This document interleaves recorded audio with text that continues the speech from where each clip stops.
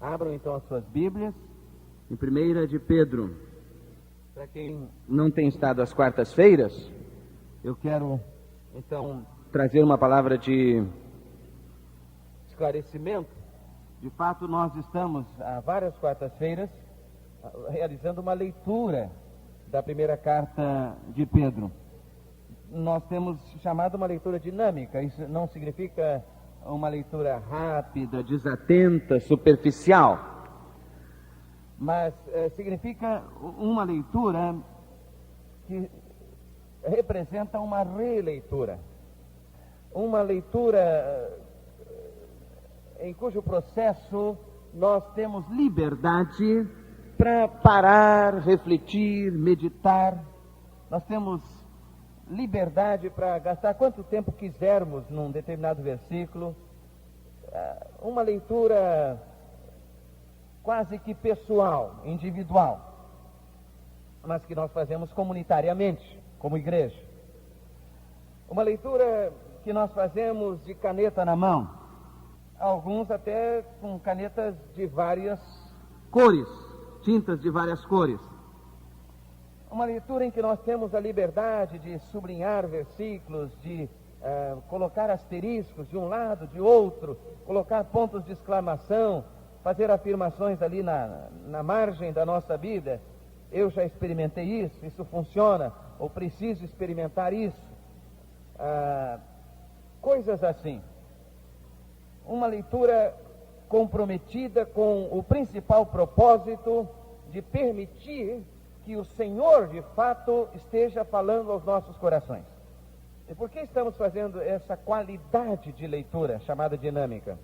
Porque a mim me tem preocupado a impressão de que, às vezes, nós estamos lendo e relendo certos textos bíblicos sem prestarmos atenção a algumas verdades que eles estão gritando diante de nós.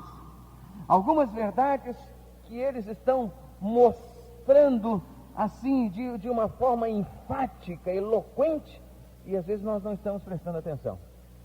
Então, essa releitura é uma tentativa de ler a Bíblia sem preconceitos, é uma tentativa de ler a Bíblia sem uma formulação anterior que nos escravize, mas buscando descobrir de fato verdades que nos sejam novas nas Sagradas Escrituras. Nós estamos na altura do capítulo 2 da primeira carta de Pedro e agora nos introduzimos no trecho entre os versículos 11 e 25, inclusive. É interessante que essa primeira carta de Pedro, como de resto as duas cartas dele, e de modo muito particular esse trecho no qual nós adentramos agora, é interessante como esse trecho das Escrituras tem a ver com a realidade que a Igreja do Senhor está vivendo no mundo atual, nos dias de hoje. Uma das coisas fundamentais, uma das afirmações básicas da primeira carta de Pedro é que, apesar de nós estarmos sendo perseguidos pelo mundo, a única coisa que deveria nos preocupar é se estivéssemos sendo perseguidos por estarmos andando errado. Mas se estamos sendo perseguidos pelo mundo porque nós estamos andando certo, então esta perseguição que nos está sendo imposta pelo mundo de fato nos identifica com o nosso Senhor e Mestre, Jesus Cristo.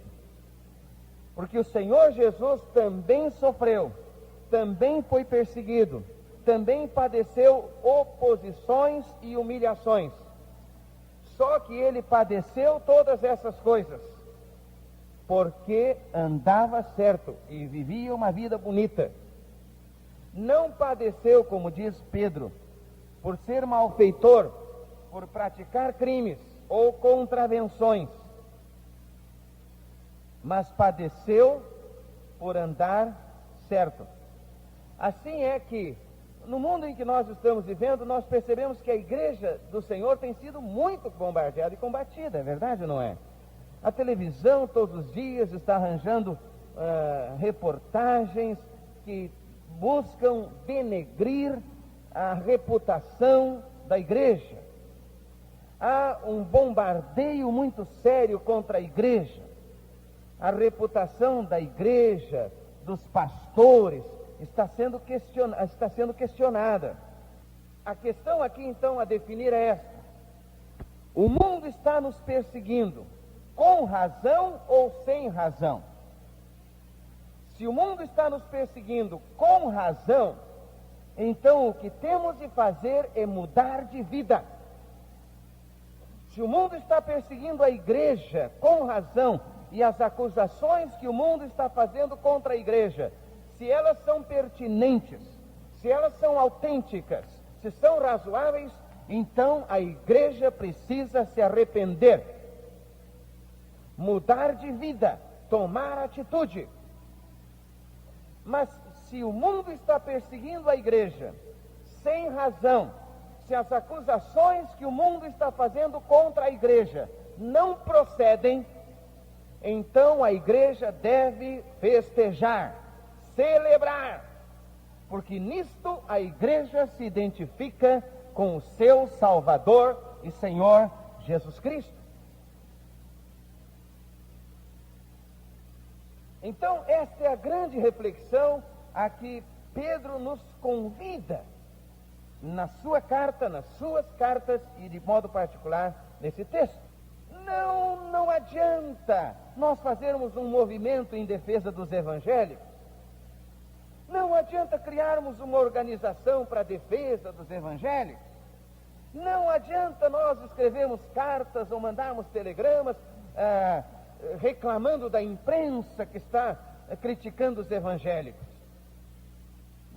Não é nada disso que representa a postura recomendada pelas Escrituras. O que a igreja tem de fazer é conferir a sua própria vida. E se o mundo está nos criticando com razão, então nós temos que nos arrepender e consertar a nossa vida. Mas se o mundo está nos criticando sem razão, então nós temos que festejar. O que foi que o Senhor Jesus ensinou lá nas bem-aventuranças? Bem-aventurados sois vós, quando vos injuriarem e perseguirem e mentindo disserem todo o mal contra vós por minha causa. Alegrai-vos e exultai, porque é grande o vosso galardão nos céus. Amém? Meus irmãos, eu entendo, e por isso estamos estudando a primeira carta de Pedro, que esta é uma das mais sérias e mais urgentes reflexões que a igreja do Senhor Jesus Cristo precisa fazer. Se o nosso país não é melhor hoje, se o nosso mundo não é melhor hoje, não adianta nós ficarmos criticando simplesmente a corrupção que está generalizada nos meios governamentais e no contexto privado. É certo que, como voz profética, nós temos de combater a corrupção. Antes de tudo, nós precisamos ter autoridade para fazê-lo. E a autoridade para que a nossa voz profética se levante para combater a corrupção, para contestar o mundo, essa autoridade advém de um bom testemunho de nossa parte. Se nós andamos errado, não temos autoridade para levantarmos a voz na dimensão profética, porque vamos ser envergonhados. Vamos ser envergonhados. Vamos ver então o que Pedro escreve aqui nessa nossa leitura dinâmica. Vamos observar isso. Amados, exorto-vos como a peregrinos e forasteiros. Mais uma vez ele lembra a nossa condição de peregrinos, quer dizer, transeuntes, pessoas que devem entender que, acima de tudo, a vida cristã é uma vida no exílio. somos peregrinos, somos transeuntes. Miqueias 2:10, profeta Miqueias capítulo 2, verso 10. Lá o profeta, em nome do Senhor, está falando ao povo do Senhor. Ora, se você ler o livro de Miqueias, e de modo particular o capítulo 2 do livro de Miqueias, vai ver um retrato da nossa sociedade contemporânea. Parece que Miqueias, que na realidade viveu 700 anos antes de Cristo, parece que Miqueias está vivendo no Brasil no ano de 1992. Violência, corrupção, depravação, crimes, não é? Imoralidade, mentira, hipocrisia, suborno, todas essas coisas. Você conferir Miqueias 2, você vai ver que é esse o retrato da sociedade daqueles dias. Agora, o que é que o profeta Miqueias, em nome do Senhor, diz ao povo do Senhor naquele contexto? No verso 10, ele diz: levantai-vos e andai, porque não será aqui o vosso descanso, por causa da corrupção que destrói, sim, que destrói grandemente. Levantai-vos e o quê? Andai. Quer dizer, não se acomodem. O lugar de descanso de vocês não é aqui. Não façam casas definitivas aqui. Não estabeleçam as suas vidas aqui como se vocês fossem viver aqui o resto da eternidade. Levantai-vos. Isso significa inconformação. Inconformação. E alguns acham que o crente é um conformista. Não é. O crente é um inconformado. É um inconformado. Não é isso que Paulo, o apóstolo, ensina aos Romanos, no capítulo 12? Certamente o é. Não vos conformeis a esse mundo, mas transformai-vos. Ele está falando com crentes. Transformai-vos pela renovação do vosso entendimento, para que experimenteis qual seja a boa, agradável e perfeita vontade de Deus. Romanos 12, verso 2. Não vos conformeis. Quando Miqueias confronta o povo de Deus dizendo, levantai-vos, ele está dizendo, não se conformem, não fiquem aí parados, vivendo acomodados, vivendo como se tudo isso fosse natural. O crente não pode se acomodar, não pode se acovardar, não pode simplesmente se conformar, não pode simplesmente boiar ao sabor da correnteza. Charles Spurgeon, aquele pregador a que me refiro com certa frequência, que pregou no século passado, na Inglaterra especialmente, ele fala em um dos seus sermões da ave do paraíso. E ele fala de uma peculiaridade desta ave do paraíso. Ele diz que é um pássaro que voa contra o vento. Ele não voa ao sabor do vento. Ele não faz simplesmente ir para onde o vento leve, mas ele voa contra o vento. Ele então diz que é por causa disso que a penugem dessa ave do paraíso é lisa e sempre penteada e bonita. O caráter desta ave é voar contra o vento. Por isso é chamada ave do paraíso, porque voa contra as intempéries, porque tem um propósito, tem um objetivo, tem um sentido de viver. Ele diz, o crente precisa ser como a ave do paraíso. Nós andamos para o paraíso, amém, irmão? Nós estamos indo para o céu. E isso significa que muitas vezes nós temos que voar contra a correnteza, porque a correnteza quer levar para o inferno. A correnteza está levando o mundo para o precipício. A correnteza está levando o mundo para o buraco. A correnteza está levando o mundo para a tragédia. A correnteza está levando o mundo para a perdição. Mas nós temos de entender que nem sempre o vento vai nos levar para onde Deus quer que nós vamos. Nem sempre. Muitas vezes, irmãos, nós vamos ter que remar forte contra a correnteza. Agora, isso tem a ver com a sua vida, porque isso significa que às vezes você vai ter que romper com certos postulados da sociedade, vai ter que romper com a mentalidade do mundo onde nós estamos vivendo, muitas vezes vai ter que confrontar, isso vai custar um preço alto muitas vezes. Eu sei de pessoas para quem isso custou o emprego, eu sei de pessoas para quem isso custou prejuízos financeiros nos seus negócios, porque decidiram essas pessoas que seriam honestas, porque decidiram essas pessoas que seriam sérias com Deus na sua vida espiritual. Essas pessoas decidiram que mesmo tendo prejuízo, elas não iriam violentar a sua própria consciência, não violentariam a sua consciência.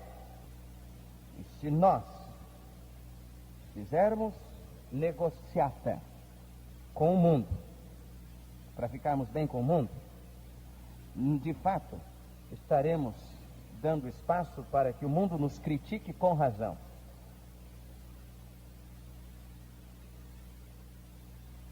E seremos envergonhados.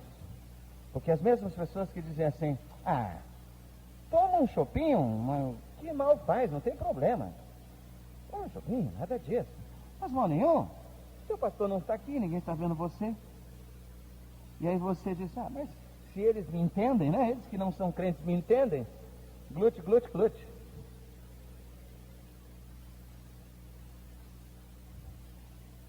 E depois não passam muitas horas não.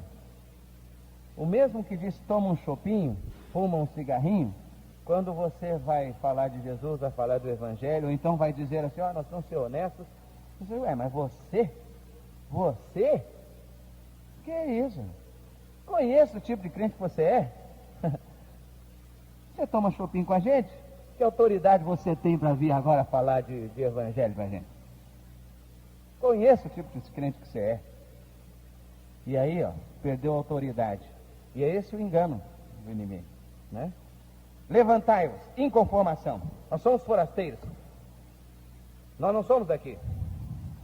E por isso o mundo nos odeia. É o que o Senhor Jesus diz lá em João 17. Agora diz, levantai-vos e... O que diz Miqueias 2:10? Levantai-vos e andai. Nós somos peregrinos. Quer dizer, nós somos transeuntes. Nós somos caminhantes. Nós não podemos ficar parados, nem marcando o passo. Tem crente que está marcando o passo. Passou 1 ano, passaram 2 anos, passaram 10 anos, passaram 20 anos. Ele não cresce, não prospera, não aprofunda os seus compromissos com o Senhor, não aprofunda a sua maturidade, não cresceu nada, está marcando passo. E quem marca passo está andando para trás. Está andando para trás. Porque o mundo não para, não é? Então, levantai-vos e andai. Nós somos transeuntes, nós somos caminhantes, nós não somos daqui, deste mundo. E o profeta Miqueias, então, em 2:10, ele diz mais. Nesse mundo de corrupção, ele diz, porque não será aqui o vosso descanso. Não é aqui ainda que vocês vão descansar. Por causa do quê? Da corrupção que destrói, sim, que destrói grandemente. E na outra versão diz, por causa da corrupção que corrói. Sim, que corrói grandemente. Então não vai ser aqui o nosso descanso. Não adianta nós acharmos que um dia tudo vai andar às mil maravilhas aqui, e nós em paz com o mundo. Meus irmãos, esse dia de nós estarmos em paz com o mundo não vai acontecer, a não ser que nós abramos mão dos nossos compromissos com o Senhor. Aí tudo vai às mil maravilhas, mas por um pouco de tempo, não é? Por um pouco de tempo. Então, amados, rogo-vos como peregrinos e forasteiros, que vos abstenhais das concupiscências da carne, as quais combatem contra a alma. Que vos abstenhais. Abstinência significa nós abrirmos mão de alguma coisa, nos abstermos. Não existe vida cristã sem abstinência. Isto é, não existe esse cristianismo do tudo pode. Não existe. Isso não é cristianismo. uma das palavras mais usadas na Bíblia é a palavra não. E é para nossa segurança. Os 10 mandamentos estão repletos de nãos. Não terás outros deuses diante de mim, né? Não farás para ti imagem de escultura, né? Não adulterarás, não matarás, não furtarás, não cobiçarás, não. Isso é para nossa segurança, porque os nãos de Deus são os limites da segurança. Deus está dizendo, se você passar deste não, eu não garanto mais nada. Se você passar deste não, eu não tenho mais nenhum compromisso com você. Você passar deste não, eu não assumo a responsabilidade pelo que possa acontecer. E meus irmãos, um dos problemas que às vezes estão trazendo infelicidade, tragédia, tristeza, nos lares, nas famílias, nos casamentos, para os jovens também, um dos problemas é que muitos cristãos estão ultrapassando os nãos de Deus. Deus nos chamou para a liberdade, mas a liberdade que Deus nos propõe é a liberdade responsável dentro dos padrões da sua palavra, não é?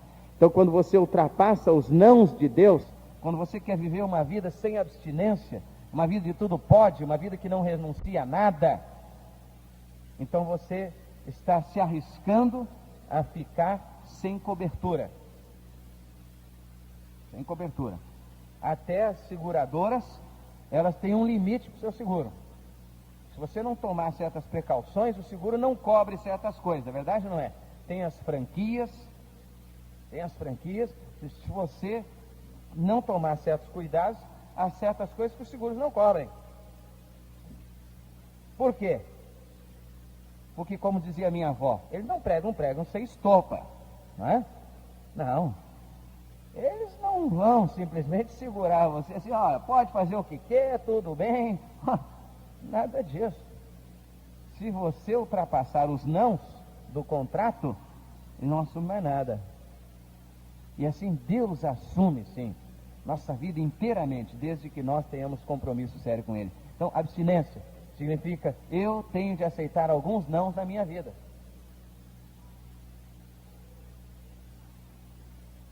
Que vos abstenhais do que?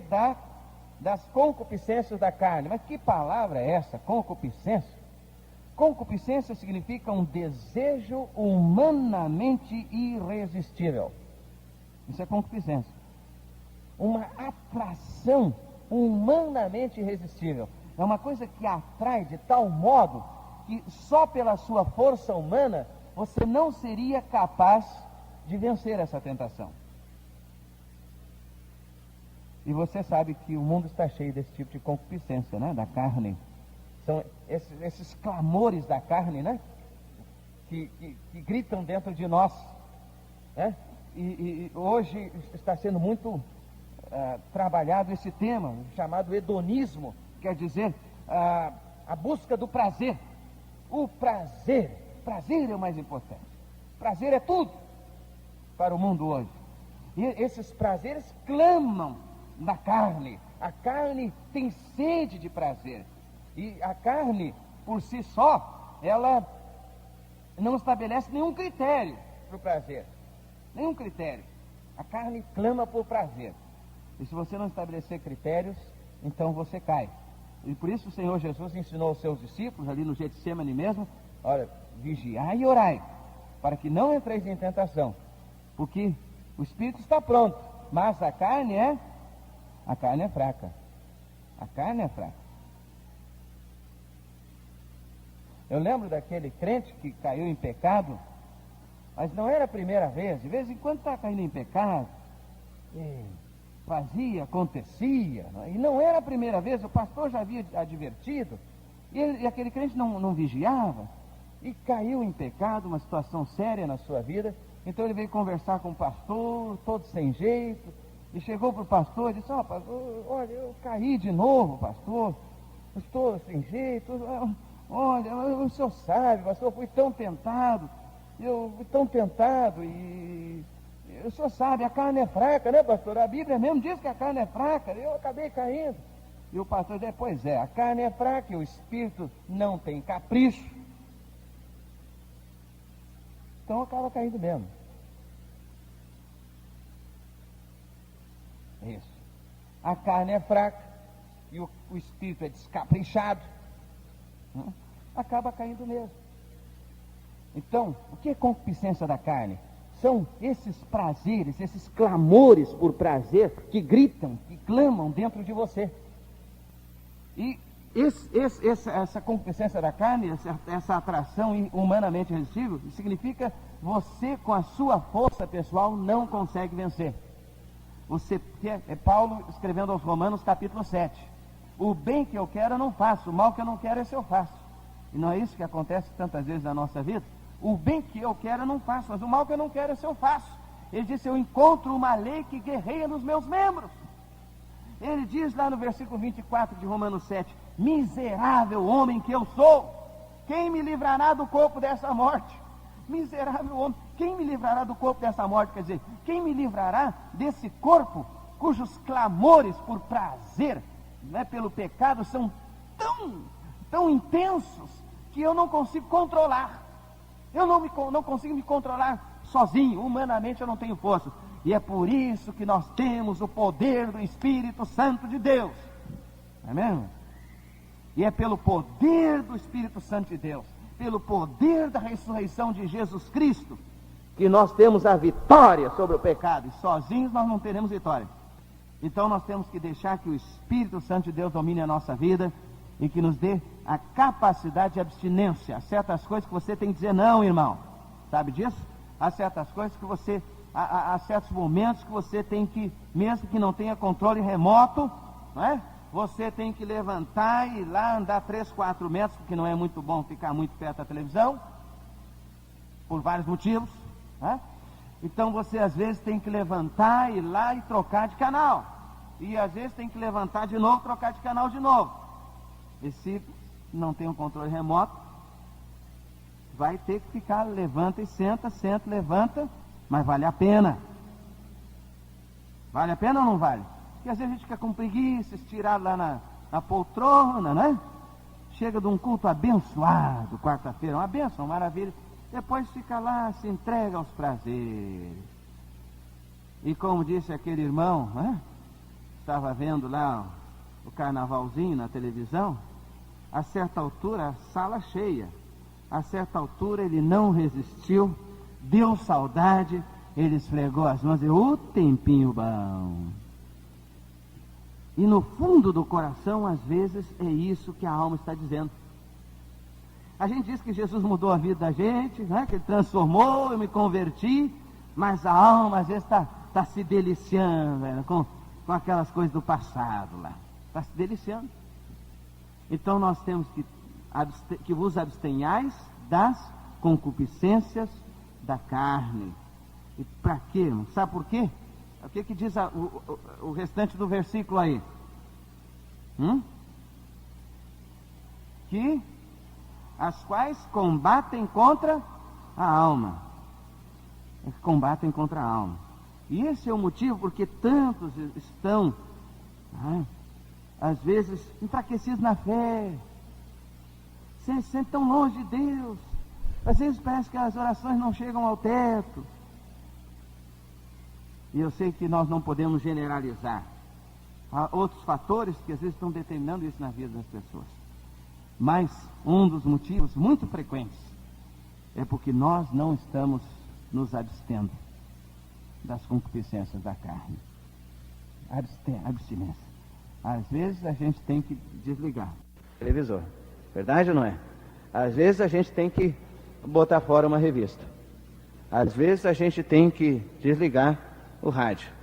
Às vezes a gente tem que sair daquela rodinha de escarnecedores. Mas a gente vai ficando, porque a gente acha, não, daqui a pouco melhora, e a gente vai ficando, e fica a vida toda. E a alma vai, afundando. Porque as concupiscências da carne combatem contra a alma. Quer dizer, você não pode crescer na vida espiritual se você está dando espaço a essas coisas na sua vida. Não pode. Isso é despertamento espiritual. Isso é avivamento. Isso é que é avivamento. O culto depois, abençoado, fantástico, maravilhoso, é só reflexo desse avivamento pessoal. Mas sem esse avivamento pessoal, não adianta querer insuflar entusiasmo no culto, porque vai ser tudo superficial, etéreo, facilmente diluído, porque não tem profundidade na vida espiritual. Verso 12: tendo o vosso procedimento correto entre os gentios. Quer dizer, cuidem de como vocês andam entre os gentios. E certamente Pedro está chamando de gentios aqui, não os que não são judeus, ou por nascimento ou por religião, mas ele está tratando de gentios aqui, aqueles que não conhecem a Cristo, numa experiência pessoal. É certo que a linguagem de Pedro é uma linguagem figurada aqui, quando ele usa a expressão gentios. Por quê? Porque quando lemos a carta de Pedro, vemos que ele não está falando só para os judeus, ele está falando para os cristãos da dispersão. Os cristãos, todos, judeus e gentios. E aqueles que não entregaram suas vidas a Cristo são aqui os gentios, aos quais Pedro se refere. Tendo o vosso procedimento correto entre os gentios. Quer dizer, cuidem muito bem de como vocês andam, para que naquilo em que falam mal de vós, olhem só, aqui o assunto, o cerne da questão, naquilo em que eles estão falando mal de vós, como de malfeitores, acusando vocês como se fossem malfeitores, acusando a igreja, observando as vossas boas obras, glorifiquem a Deus no dia da visitação. No dia em que Deus vai realizar uma atuação poderosa. Mas esse dia da visitação de Deus só vai acontecer se o povo de Deus for fiel e estiver dando um testemunho bonito. Sujeitai-vos a toda a autoridade humana por amor do Senhor, quer ao rei como soberano, quer aos governadores como por ele enviados para castigo dos malfeitores e para louvor dos que fazem o bem. Quer dizer, vocês não têm nada que temer, porque as autoridades existem para castigar os maus, os que agem mal, e para louvar aqueles que agem bem. De modo que se vocês forem perseguidos sem razão, não devem se preocupar, porque a justiça de vocês depende do Senhor. Mais tarde nós vamos voltar a esse tema. Eu quero sobrevoar o tema agora para chegar ao verso 15. Porque assim é a vontade de Deus, que fazendo bem, façais o quê? Emudecer a ignorância dos homens insensatos. E aqui está uma coisa, é o método. O método de nós darmos a resposta para aqueles que criticam a igreja é fazendo o bem, andando direito e fazendo o bem. Isso envolve o bom testemunho, o estilo de vida bonito, mas envolve também o fazer o bem, envolve a responsabilidade social da igreja, envolve a responsabilidade da igreja com as chagas da sociedade, envolve a responsabilidade da igreja com os meninos de rua, envolve a responsabilidade da igreja com os toxicômanos, com as prostitutas, com os drogados, com os homossexuais, no sentido de ministrar a essas pessoas, porque são chagas, são feridas da nossa sociedade, às quais nós não podemos fechar os olhos. Pelo contrário, temos de fazer o bem e ministrar a essas pessoas, orar por elas e chegar junto para falar de Jesus a elas e influenciá-las com a nossa qualidade e o nosso estilo de vida. Então, Pedro diz, fazendo o bem, então façais emudecer a ignorância dos homens insensatos. E a palavra insensatos aqui significa cabeça oca, quer dizer, que não tem senso, quer dizer, que não pensa com coerência, com lógica. São pessoas que parece que não tem nada dentro da cabeça. E Pedro está dizendo, se vocês estão vivendo uma vida bonita como igreja, se vocês estão fazendo o bem, aqueles que criticam vocês são insensatos. Agora, eles vão emudecer, porque vocês estão fazendo o bem. Eles vão perder os argumentos. Isso significa que a igreja precisa viver uma qualidade de vida tal que a igreja tenha autoridade no mundo, autoridade espiritual. Não é autoridade de falar mais alto, não é autoridade de gritar, não é autoridade de ter mais força nos meios de comunicação, não é autoridade de ter dinheiro suficiente para monopolizar os meios de comunicação, não, mas é autoridade para fazer com que os grandes temam os pequenos. Lembram-se da história de João Batista, o profeta, e de Herodes?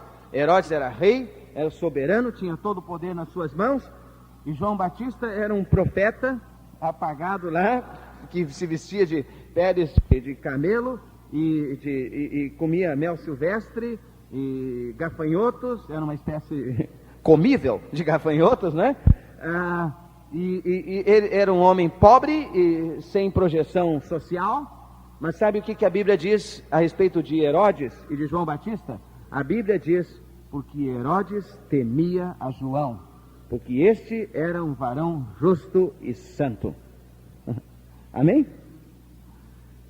Eles vão ter medo de nós, não porque nós andemos armados, não porque nós tenhamos muito dinheiro, muito poder, muita influência na sociedade, mas porque nós vivemos uma vida bonita e temos autoridade na vida que vivemos.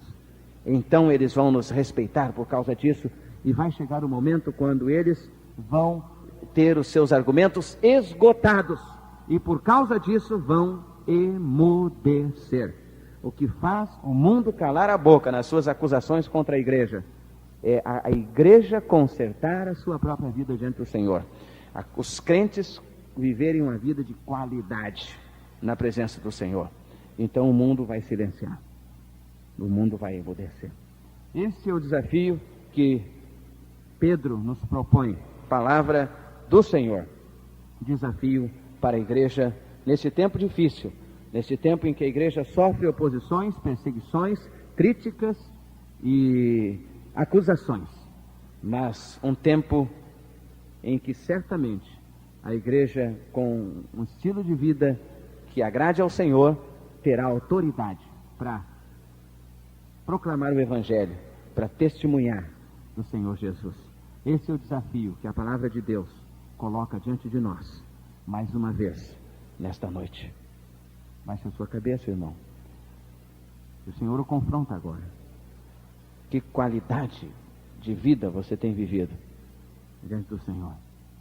Vamos pedir ao Senhor essa autoridade.